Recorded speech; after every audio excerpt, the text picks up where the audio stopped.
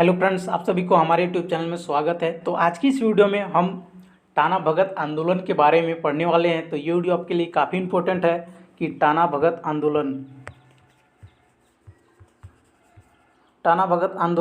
ये काफ़ी important question है।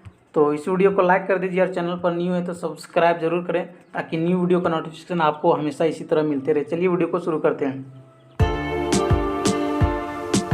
टाना भगत आंदोलन का इंट्रोडक्शन। बिरसा मुंडा आंदोलन की समाप्ति के करीब 13 साल बाद टाना भगत आंदोलन शुरू हुआ। जब बिरसा मुंडा आंदोलन जो है वो ख़त्म हो जाता है, उसका द एंड हो जाता है, उसके बाद आफ्टर 13 ईयर आंदोलन जो टाना भगत का आंदोलन है वो शुरू होता है। और ऐसा धार्मिक आंदोलन था, और यह जो था ये धार्मिक आंदोलन था जिनके राजनीतिक लक्ष्य थे, जिनके कुछ राजनीतिक लक्ष्य थे। वह आदिवासी जनता को संगठित करने के लिए नए पथ के निर्माण का आंदोलन था, और जो आदिवासी संगठन था उसके लिए एक संगठित न्यू पंथ के निर्माण का आंदोलन था। और इस मायने में वह विरसा आंदोलन का ही विस्तार था। एक तरफ से हम सोचे तो यह विरसा आंदोलन का ही विस्तार था, बट इसको क्या है तो एक संगठित करने के लिए एक पंथ निर्माण का आंदोलन था।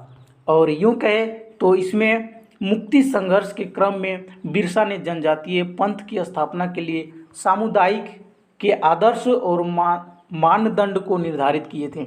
और इस तरह ये जनजातीय पंथ की स्थापना के लिए सामुदायिक के आदर्श और मानदंड के लिए निर्धारित थे। आइए जानते हैं कि ये आंदोलन किस तरह से पनपा और कैसे ये बिरसा मुंडा आंदोलन से टाना भगत आंदोलन में इसका कन्वर्ट हुआ।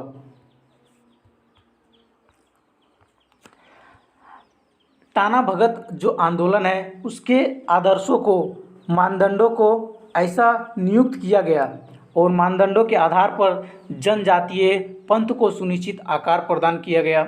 बिरसा ने संघर्ष के दौरान शांतिमय अहिंसक तरीके से विकसित करने का प्रयास किया, पर क्या है कि टाना भगत आंदोलन में अहिंसा को संघर्ष के अमूर्त अस्त्र शस्त्र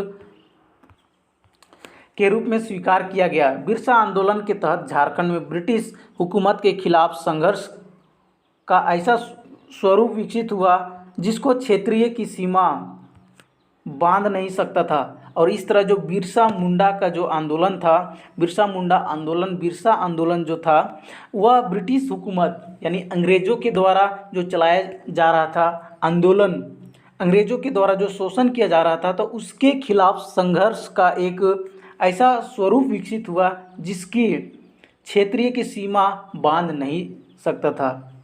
टाना भगत आंदोलन ने संगठन का ढांचा और मूल रणनीति के क्षेत्रीय से मुक्त रहकर एक ऐसा आकार ग्रहण किया कि वह गांधी के नेतृत्व में जारी आज़ादी के राष्ट्रीय आंदोलन का अविभाज्य अंग बन गया। और इस तरह कह सकते हैं कि जो टाना भगत आंदोलन है वह आज़ादी के राष्ट्रीय आंदोलन, जो हम गांधी जी ने जो राष्ट्रीय आंदोलन चलाया था उसके अविभाज्य मतलब उसका भी अंग बन गया। और इस उपलब्धि के इतिहास के अनुसार जतरा उरांव के नेतृत्व में उस आंदोलन के लिए जो संगठन नए पंथ के रूप में विकसित हुआ उसमें करीब 20,000 सदस्य शामिल हुए। और इस तरह बिरसा आंदोलन के बाद जो टाना भगत आंदोलन विकसित हुआ, स्वरूप को विकास हुआ, तो ऐसे में उस समय क्या है तो जतरा उरांव के नेतृत्व में इस आंदोलन के जो नया पंथ जो विकसित हुआ उसमें करीब 26,000 लोग सदस्य थे। और वर्ष 1914 के दौर में, यह 1914 की बात है, जतरा उरांव का जन्म वर्तमान जिला गुमला के बिशुनपुर प्रखंड के चिंगारी गांव में 1888 में हुआ था। और यहाँ पर एक ऑब्जेक्टिव क्वेश्चन बनेगा, जो हम इसका ऑब्जेक्टिव पहले ही बताएं लेकिन एक बार फिर से बता देते हैं कि जतरा उरांव का जन्म जो है वो कहाँ पर हुआ। तो गुमला स्थित बिशुनपुर प्रखंड के चिंगारी गांव में, और ये 1988 में हुआ था। जतरा उरांव ने 1914 में आदिवासी समाज में पशु बलि, मांस भक्षण, जीव हत्या, शराब सेवन आदि दुर्गुणों को छोड़कर सात्विक जीवन यापन करने का अभियान छेड़ा। और इस तरह जतरा उरांव जो झारखंड इतिहास में काफ़ी इम्पोर्टेंट जो पर्सन है, जो टाना भगत आंदोलन के नेतृत्व करता कह सकते हैं। तो ऐसे व्यक्ति ने इंडिविजुअल ही उन्होंने पशु बलि, मांस भक्षण, जीव हत्या, शराब सेवन आदि दुर्गुणों को छोड़कर सात्विक जीवन यापन करने का अभियान छेड़ा और उन्होंने भूत प्रेत जैसे अंधविश्वासों के खिलाफ सात्विक एवं निडर जीवन की नई शैली का सूत्रपात किया। उस शैली के शोषण और अन्याय के खिलाफ लड़ने की नई दृष्टि आदिवासी समाज में पनपने लगी और तब आंदोलन का राजनीतिक लक्ष्य स्पष्ट होने लगा। और जब इन बातों को लेकर जब व्यक्ति खड़ा होता है, जब एक संगठन तैयार करता है, तब आंदोलन का राजनीतिक लक्ष्य स्पष्ट होने लगता है। सात्विक जीवन के लिए एक नए पंथ पर चलने वाले हजारों आदिवासी जैसे सामंतों, साहूकारों और ब्रिटिश हुकूमत के खिलाफ संगठित अहिंसक सेना के सदस्य हो गए और इस तरह से उन्होंने जतरा भगत के नेतृत्व में ऐलान हुआ मालगुजारी नहीं देंगे, बेकारी नहीं करेंगे और टैक्स नहीं देंगे। ऐसा जतरा भगत है, उनके नेतृत्व में ऐसा कहा गया कि हम मालगुजारी नहीं देंगे, बेकारी नहीं देंगे और टैक्स नहीं देंगे।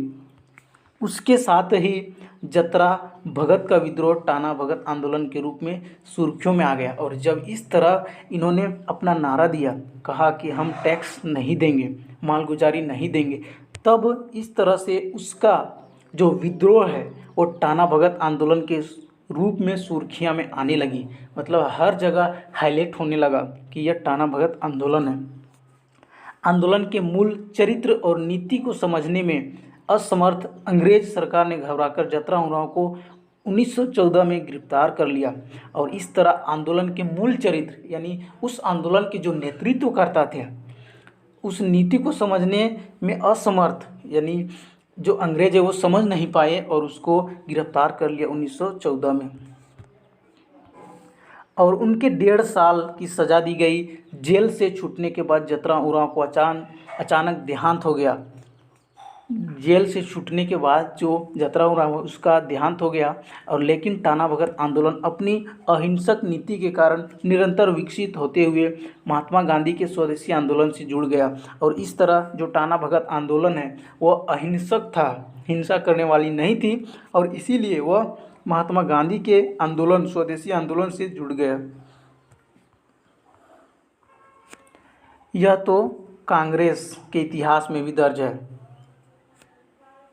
यह कांग्रेस के इतिहास में भी दर्ज है। 1922 ईस्वी में कांग्रेस के गया सम्मेलन में और 1923 के नागपुर सत्याग्रह में बड़ी संख्या में टाना भगत शामिल हुए थे। और 1940 में रामगढ़ कांग्रेस में टाना भक्तों ने महात्मा गांधी के 400 रुपये की थैली दी थी। और इस तरह जो टाना भगत आंदोलन की जो टीम थी उसमें 1940 ईस्वी में जो रामगढ़ में कांग्रेस का जो सम्मेलन हुआ था उसमें 400 रुपये की थैली इन लोगों ने दिया था गांधी जी को। और कालांतर में रीति रिवाजों में भिन्नता के कारण टाना भक्तों की कई शाखाएं पनप गई। और इस तरह से बहुत काफ़ी टाइम आने के बाद, कुछ दिनों के बाद, कुछ रीति रिवाज के कारण अलग अलग टाना भक्तों की जो शाखाएं हैं वो बंटने लगी और पनपने लगी। और उनके प्रमुख शाखा को सादा भगत कहा जाता था। और इनके अलावा बाछीदान भगत, कर्मा भगत, लोदरी भगत, नवा भगत, नारायण भगत ऐसे अनेक शाखाएं में बंटने लगी। और 1948 में देश की आज़ाद सरकार ने टाना भगत रायत एग्रीकल्चर लैंड रेस्टोरेशन एक्ट पारित किया। और 1948 में देश की आज़ाद सरकार ने टाना भगत रायत एग्रीकल्चर लैंड रेस्टोरेशन एक्ट को पारित किया। और यह अधिनियम अपने आप में ब्रिटिश हुकूमत के खिलाफ टाना भक्तों के आंदोलन की व्यापकता और उनकी कुर्बानी का आईना है। और कह सकते हैं कि यह अधिनियम जो अपने आप में ब्रिटिश हुकूमत जो चल रही थी उसके खिलाफ यह आंदोलन व्यापकता और उनकी कुर्बानी का आईना है। और इस अधिनियम के तहत 1913 से 1942 तक की अवधि में अंग्रेज सरकार द्वारा टाना भगतों की नीलाम की गई और ज़मीन को वापस दिलाने का प्रावधान किया गया। और इस तरह से टाना भगत आंदोलन एक व्यापी, कहने का तात्पर्य है कि यह टाना भगत जो आंदोलन है एक बिरसा आंदोलन का ही एक छोटा सा रूप है, जो अपने आप में एक महत्वपूर्ण घटना को याद दिलाता है। और इस तरह टाना भगतों ने काफ़ी संघर्षपूर्ण आंदोलन किया और इसके जो भी परिणाम हुए वो काफ़ी अच्छा हुआ। तो ये वीडियो कैसा लगा कमेंट बॉक्स में ज़रूर बताएं। अगर ये वीडियो आपको अच्छा लगा तो लाइक करें और अपने दोस्तों के साथ शेयर करें। आज के लिए इतना ही, फिर मिलते हैं अगली वीडियो में, तब तक के लिए धन्यवाद। जय हिंद।